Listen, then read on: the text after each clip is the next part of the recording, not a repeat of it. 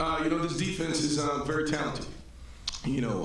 Coach Saban and Coach Golden have done a really good job putting together this defense, facing some of the challenges that they've had this year as far as injuries. But they play pretty good, throughout the year. You look at them, one of the things that stands out is, they're second in the country in turnover margin. So obviously creating turnovers, but also offensively for them doing a really good job of maintaining the football. So they present a number of different challenges that we've been preparing for, and we're looking forward to the battle. Couple rows up, still on the right. Yeah, Josh, what has this year been like for you? I mean, just, going from Alabama to Michigan, being a first-time offensive coordinator. Can you just describe what the year's been like? This year's been awesome. I get a chance to work with, some fabulous young men, too, that are here today to represent us. And, the support that I've gotten from our players, the support I've gotten from our coaches, it's been amazing. So it's really living out my dream. I'm honored to be here at the University of Michigan to be able to lead these young men and continue moving the needle forward as we continue moving on. 3 rows back, staying on the right. For Shea, you played at Alabama one time. What do you remember at that experience? It didn't exactly go my way. I just remember going in and playing in that game as a freshman. I was a completely different player back then, and I was just happy to get the experience. Couple rows up, staying on the right. Josh, what do you think down the stretch of this regular season clicked for this offense? When you look at the first 6 games, there's a lot of positives, there's some negatives in there, but when you look at the first 6 games, there was 13 turnovers, I want to say to believe. And so, that wouldn't put you in the top of the country at any category from that standpoint. And then you look at, our last 6, I want to say we were in the top 5 or 10 in the country as far as in turnovers at that standpoint. Not that you're ranking at that point, but we only had 3 turnovers from the last 6 games on. So when you're extending drives, you're not turning the football over. You're able to put points on the board and continue those drives. And so, and I think it's a credit to our players. They continue to put their head down, focus on the fundamentals, techniques, and details. And, they did an unbelievable job. Ultimately it comes down to, our guys, and you look at some of the big wins that we've had, and it's a tribute to those guys. They took those games over and really took ownership of it. Over on the left, 3 rows back. Alex Mike, Montgomery Advertiser. Josh, how much has your familiarity with the Alabama offense helped your defense? How much have you been kind of poking your head into that room a little bit and giving them some insight? Yeah, I think it always helps, obviously, going against us. But, they're different. We're different. Obviously there's a lot of similarities in what we do offensively. I think, I think they've done a really good job adapting and adjusting the offense from previously being there. They've got good players. They've got good coaches. Steve Sarkisian has done a really good job for them offensively. And so Coach Brown does an amazing job, in battling us. And that's one thing that's led us to get better is going against our defense each and every day. I think that's one of the things that really attributes to our success is we go against one of the best defenses in the country. And so Coach Brown's done a phenomenal job with our defensive unit, preparing them, but also preparing us for the challenges that we'll face. Staying on the left against the wall. AP Stedham, WHEP, AM and FM, Foley, Alabama. This is for Ben and Shea. Ben, who's the best defensive lineman from a rush standpoint? And then Shea, what's different about Alabama's pressure? I wouldn't put a name on that. I mean, they've got an outstanding defensive front. It's going to be one of the best that we've seen all year. Thankfully, just the way that the Big Ten worked out, we had some outstanding defensive ends, interior D linemen all year to help us get ready for this game. We've had our fair share of battles with different teams we played throughout the season. So we're really looking forward to the challenge the Alabama defensive front brings. I think we match up really well, and it's gonna be a good battle. Over on the right. Shea, you said you're a different player than you were the first time you played Alabama. 4 coordinators later, how has your game evolved? And Josh, if you could speak to how Shea's evolved this season. Yeah, completely different. I was watching film in my freshman and sophomore year, and it's completely different. And,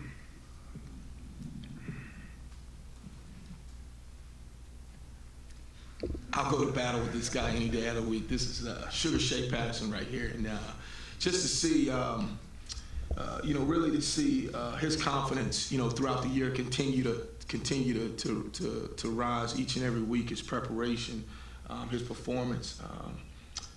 Obviously, statistically, he did some pretty amazing things throughout the year as far as number of 300-yard passing games. But I think there was some adversity that we faced offensively. And I think Shea is one of the leaders and Ben is one of the leaders that really took ownership of it. And no one put their head down. They continued to fight and continue to push through. And that's a testament to their character. There was a point in the year when a lot of people were saying give up and quit and, hey, this isn't working, this isn't this. But none of our kids believed that because they truly knew who we were. They knew who we were in practice, who we were in games. And it was a testament to their character to fight through everything. So I couldn't be more proud of Shea and Ben, both of these guys. But specifically when you say of Shea, just this guy's a player, man. He's been playing at an extreme high level for us, and he's been the leader of our offense, leader of our team. And like I said, I'll go to battle with him any day out of the week versus any team in the country. Moving a little bit further in on that same row. James Ogletree, the Crimson White. Josh, what have you learned in your first year as a play caller, whether that's X's and O's or communication and getting through to your guys? I would say, when you first take over a job, the only thing that ever comes to mind is all the positive things. You obviously think about, all the things positive, all the scoring, the touchdowns, and you never really set the standard as far as thinking about the negative things as far as the adversity you may face. We can laugh about it now. Our first play of the season ended with a fumble. So, when you're sitting there on your first play call, the first thing that happens, and next thing you know, the ball's on the ground.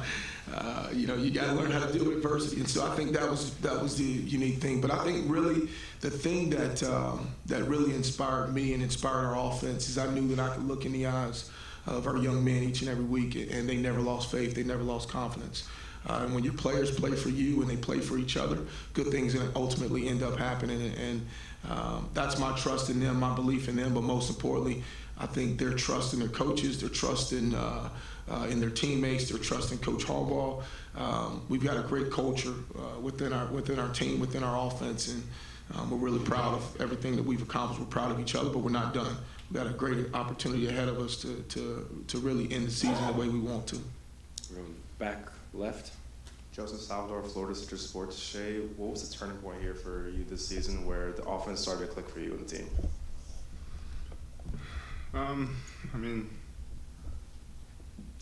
Starting point, anytime, new offense and, Coach Gaddis had to come in and, adjust to new players and, we had to learn new schemes and, there's going to be some growing pains but I know in the end, right now it's going really well.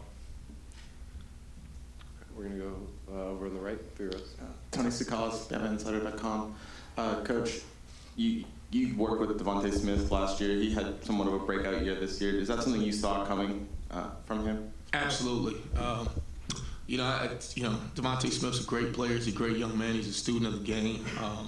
Constantly we spend time in the office, and I told people after the season last year, had he not got hurt and faced some of the injuries that he faced towards the end of the year, that a lot of people would have been talking about him as much as some of the other guys in the room. That's a very talented room of receivers. They're great young men, just a lot of credit to those guys. I have so much respect for those guys. Devontae, Jerry, Henry, and Jalen Waddle. Sorry, I'm just forgetting the names real quick, thinking of my own guys. But they're all talented, very talented young men, but even better people. And so I think it's a testament to them and their character, and obviously to their development. I think they've really kind of established themselves, and just got a tremendous amount of respect for those guys. Yeah. Far right, second row. Josh, what's the greatest thing that you learned being an offensive coordinator versus a position coach? Is there something when you take that next step that you really kind of start to understand even more so regarding the offense? I'll tell you the thing that you really learn the most is, every play call, every play lives with you past that play. As a position coach, you can kind of go to bed at night and wake up the next morning after a game ready to move on. As a coordinator, you don't sleep at night, whether it's good or bad, you're always going back through processing every game, every call, and trying to evaluate how you can, put your kids in a better position, how you can put your team in a better position. So, that's a little bit from my mindset. I'm just, it kind of drives me crazy from that standpoint, in a good way, not in a negative way, but just the brain just never stops thinking, how you can help these young men and help put them in position to be successful. Just time for a couple more. Same row on the right. Josh, with early signees like Ryan Zugamlive, with early signees like Blake Corum, did a few practices in with you guys last week. How beneficial is that for them, and what was your impressions of him during those practices? Yeah, I think it was very beneficial from a team chemistry standpoint, just mixing those guys in, kind of getting them around some of their teammates and really kind of showing those guys how we practice and the culture that we have in practice. There wasn't a ton of work that they could do, obviously, as we were focused on our opponent coming up and moving along in our game preparations, but very, very pleased. Offensively, we had Zach Zenner and then we had Blake Corum there early, and really pleased with both of those young men and what they displayed. Blake's got a unique ability to be explosive with the ball in his hands, and we're excited about him.